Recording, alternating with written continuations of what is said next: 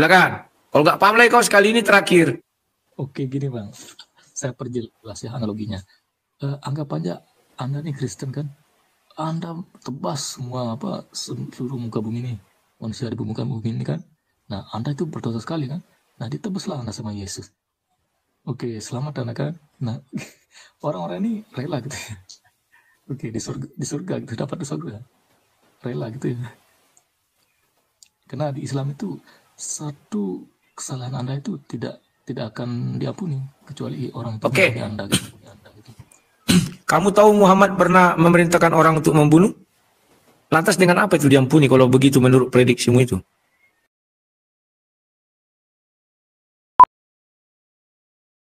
Oke, kamu Islam apa Kristen? Muslim dong. Muslim dong. Oke, bergantian kita ya. Matikan nanti mic-mu, aku matikan mic-ku. Silakan. Saya mau nanya dulu nih. Gini Bang. Santai aja ya. Di dalam Islam, kalau kita berdosa kan, berdosa kepada orang lain, itu Tuhan tidak akan ampuni.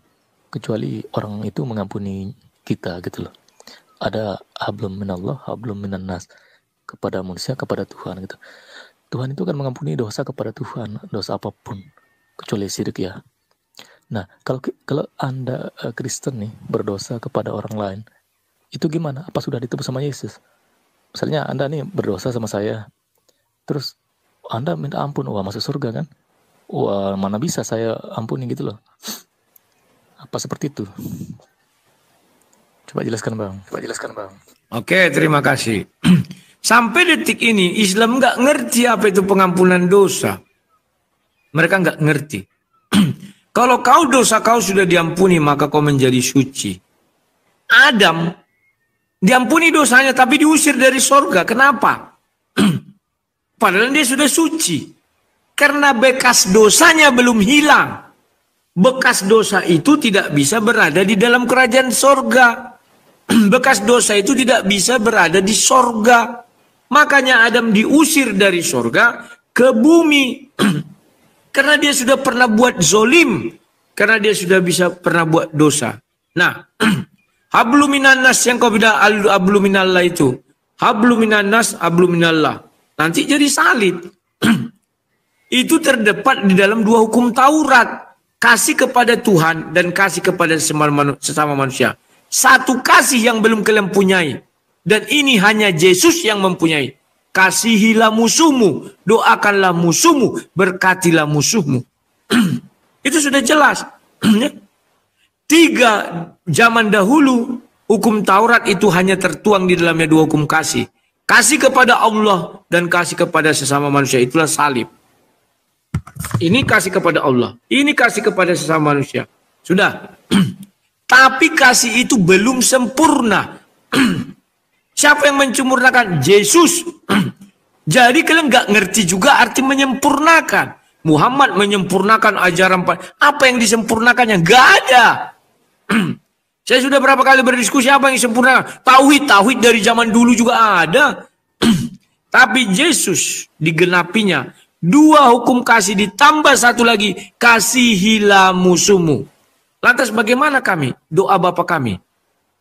Ampunilah kami akan kesalahan kami. Seperti kami mengampuni orang yang bersalah kepada kami. Kami tidak perlu menunggu dia minta ampun mengampuni kami. Tapi kami harus mengampuni dia lebih dahulu. Baru kami minta ampun, dosa kami diampuni. Bagaimana aku mau mengampuni dosamu, kata Yesus. Sedangkan kau tidak mau mengampuni dosa saudaramu. Paham ya? Silakan. Oke. Jadi maksud saya gini, Bang.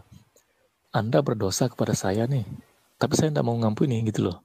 Sudah sudah terlalu lah gitu kan. Nah terus gimana? Apakah Anda masuk surga tetap? Gitu Bang, coba misalnya. Oke, terima kasih. Aku berbuat dosa sama kau atau menyakiti hatimu. Terus kau tidak mau mengampuni aku. Dosa kau yang gak diampuni Yesus, kan ampunilah. Bagaimana aku mau mengampunimu sementara kau tidak mau mengampuni dosa sesamamu? Ya kau tidak akan sampai ke surga. Sementara aku, ampunilah dosaku, ampunilah kesalahanku. Seperti aku mengampuni dia, aku ampuni kau. Paham enggak? Kau terima atau tak kau terima, itu enggak urusan. Urusan saya mengampuni kau. Paham enggak? Maka kata Yesus, dosaku akan diampuni. Dan aku akan minta ampun. Yang salahnya itu kau, bukan aku. Kau yang ke neraka, bukan aku. Karena kau tidak mengampuniku. Silakan. Kok enak sekali. Misalnya Anda yang salah nih, Anda berzolim kepada saya gitu, istilahnya seperti itu kan. Anda berbuat zolim lah kepada saya misalnya nih, terus sangat keterlaluan itu, saya tidak akan mengampuni Anda gitu loh. Dan Yesus menyelamatkan Anda masuk surga. Wah, itu suatu keadilan ya. Itu sangat adil ya. Oke, lanjut. Oke. Kalau kau bicara keadilan Tuhan, mana bisa kau masukkan dengan keadilan manusia? Bagaimana Muhammad yang pendosa dikatakan berakhlak mulia? Bagaimana Muhammad yang pendosa bisa dikatakan manusia terkemuka di dunia dan di akhirat? Padahal harusnya milik Nabi Isa. Yang di Sahih Bukhari 6080. Semua Nabi yang di Sahih Bukhari 608 mengakui memiliki dosa. Hanya hanya Isa yang tidak memiliki dosa. Tapi kenapa kuasa memindahkan orang dari neraka ke surga milikmu Muhammad? Pakailah inimu. Bagaimana seorang pendosa menyelamatkan seorang pendosa lainnya? Gak akan mungkin. Ya. Lah, kalau kami bagaimana? Ampunilah kami akan kesalahan kami, seperti kami mengampuni orang yang bersalah kepada kami. Kalau kami tidak mengampuni, kami tidak ke surga. Loh, tapi kan tidak adil katanya. Loh, itu kan ajaran. Ajaran kasih itu sempurna, kasih yang ketiga, mengampuni musuh kita. Bagaimana aku mau mengampuni kau, kata Tuhan, sementara kau tidak mau mengampuni dia? Paham gak kau maksudnya? Kau ampuni dulu dia, musuhmu, baru kau ampuni kau. Wah, tapi gak adil Tuhan. Dia kan menyakiti hatiku. Oke, hatimu terluka, iya. Yang tidak bisa diterima adalah ketika kita kehilangan orang yang kita kasihi, alias terbunuh.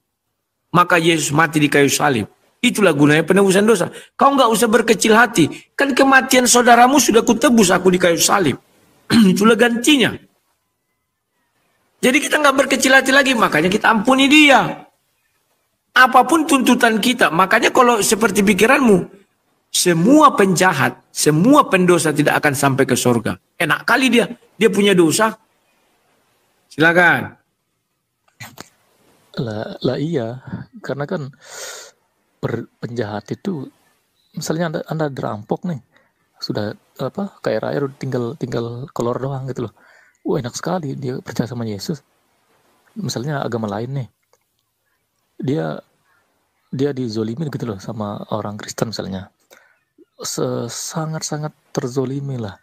Nah, atas dasar apa Tuhan membuat dia tidak ada terbalaskan gitu loh? Letak keadilan Tuhan itu di mana? Bukannya tidak mengampuni ya. Misalnya atas kerugian dia yang terzolimi itu apa? Apa balasan Tuhan atas kerugian dia? Seperti itu, Bang. Oke. Kan sudah jelas kan apa balasan Tuhan atas kerugian dia. Yesus mati di kayu salib. Loh, kan itu untuk menebus. Itulah namanya penebusan. Semua orang berdosa memiliki hutang. Sama siapa hutangnya? Sama orang yang dizolimi dia. Sama orang yang disakiti dia. Maka Yesus mengajari, ampunilah musuh. Dia mengampuni. Lah, tapi kan tidak adil Tuhan. Aku masih terluka. Loh, makanya ditebus dengan kematiannya di kayu salib. Dosa yang paling berat yang tidak mungkin manusia mengampuni kalau dibunuh saudaranya. Gantinya apa? Kematian Yesus kan nyawa ganti nyawa. Itulah yang tertinggi. Paham tak? Memang mencerna ini agak rumit karena kau tidak menggunakan kasih yang ketiga. Islam hanya sampai batasan kasih yang kedua. Kenapa? Karena mereka masih mengikut hukum Taurat sebagian, bukan seluruhnya. Hablu minan nas, hablu minallah. Itu kasihnya itu masih tingkat kedua. Satu lagi yang belum ada, kasihi musuhmu, ampuni. Itu yang gak dimiliki Islam, hanya dimiliki Yesus itu. Gak ada itu. Muhammad mengajarkan mengasihi, mengampuni, tetapi sesama mukmin, tidak sesama kafir. Ya, dibuatlah di hadis, dicontohkan Nabi Muhammad waktu itu apa ya? Dilempar entah apa, patah giginya segala, dia memaafkan gini-gini. Bro, itu hadis belum diklarifikasi atau dipalidasi Muhammad. Ya, silakan saja, sah-sah saja. Kalian menulis buku apapun untuk membuat Muhammad itu jadi baik, silakan saja. Tetapi Al-Quran mengatakan surah 48 ayat 2. Muhammad memiliki dosa masa lalu dan yang akan datang. Apa saja dosanya itu? Saya nggak tahu. Sudah minta ampun nggak dia? Belum. Saya sudah cari di Quran. Tidak ada Muhammad seperti Adam. Minta ampun dan tobat. Minta tobat, ampun dan tobatnya diterima. Belum saya temukan. Ya bro. Kecuali nanti satu hari bisa ditemukan. Memang keadilan Tuhan tidak bisa kita ukur dengan keadilan manusia. Tapi bisa kita ukur ketika Yesus menebus dosa kita. Saya membunuh kau bro. Misalnya saya bunuhlah saudaramu. Saya kan punya hutang sama kamu. Hutang apa? Hutang nyawa. Saya bertobat bro. Kamu tidak akan terima. Enak kali kau. Saudaraku udah kau bunuh. Loh saya kan sudah bertobat. Oh enggak bisa. Ini harus kau selesaikan dulu. Maka datanglah Yesus. Ditebuslah. Ini loh tebusannya, aku udah mati. Untuk seluruh umat manusia. Adil enggak? Adil. Nyawa ganti nyawa. Sehingga aku selamat. Itulah makna keselamatan itu bro. Kalau enggak ada penebusan dosa dibuat Yesus, kau akan menuntut aku terus. Tapi saya udah bertuhan. Enggak peduli aku kau bertuhan mau apa. Saudaraku sudah kau matikan. Kan begitu, harus kumatikan kau gitu. Kalau sampai mati aku nggak bisa bertobat bro. Paham ya? Silakan kalau ada yang mau tanya lagi. Oke, itu kan bagi Anda yang membunuh kan, ya Anda diampuni. Tapi bagi saya, maksud saya itu kan, maksud yang terzolimi itu apa? Apa manfaatnya? Apa keuntungannya yang mendapat kezoliman gitu? Gitu loh bang. Anda kan diampuni.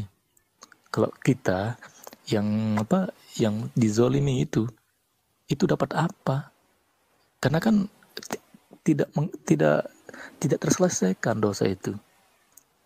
Nah, apa sih timbal baliknya Tuhan itu keadilannya seperti apa kayak gitu loh.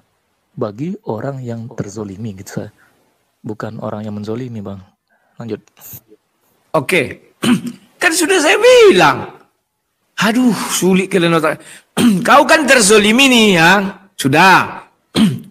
Aku kan yang menzolimi kau. Maka aku bertobat. Sudah.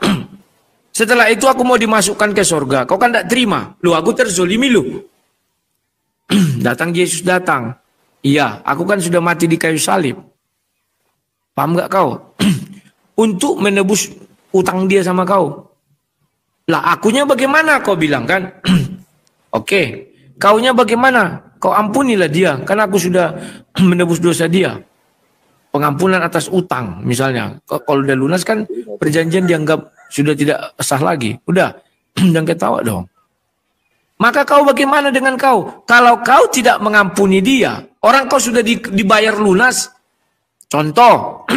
Saya punya utang katakanlah sama kau utang saya 100.000. Saya tidak mampu membayar.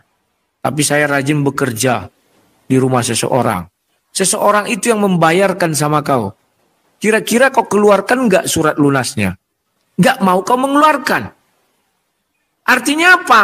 Ya kau yang berbuat dosa jadinya. Orang udah dibayar kok nggak kau keluarkan surat apa? Nggak kau buat surat lunas. Tapi kalau kau buat surat lunas, kau diselamatkan, aku juga diselamatkan. Makanya doa itu ampunilah kami akan kesalahan kami. Seperti kami mengampuni orang yang bersalah kepada kami. Paham ya? Silakan. Kalau nggak paham lagi kau sekali ini terakhir. Oke gini bang, saya perjelas ya analoginya. Anggap aja Anda nih Kristen kan, Anda tebas semua seluruh muka bumi nih, manusia di muka bumi ini kan. Nah, Anda itu berdosa sekali kan? Nah, ditebuslah Anda sama Yesus. Oke, selamat Anda kan? Nah, orang-orang ini rela gitu ya. Oke, di surga gitu, dapat di surga. Rela gitu ya. Karena di Islam itu satu kesalahan Anda itu tidak akan diampuni kecuali orang itu Oke. mengampuni Anda gitu. Kamu tahu Muhammad pernah memerintahkan orang untuk membunuh?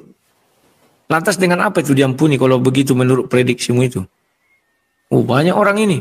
Kan perang. Perang itu kan kalau nggak membunuh, dibunuh. Ya kan? Bagaimana cara Muhammad masuk surga? Dan bagaimana terhadap orang-orang itu? Coba kau jelaskan, aku mau dengar. Oke, tentang ayat-ayat perang, Mbak ya. Jadi sudah banyak sekali penjelasannya, jadi saya jelaskan gini dah.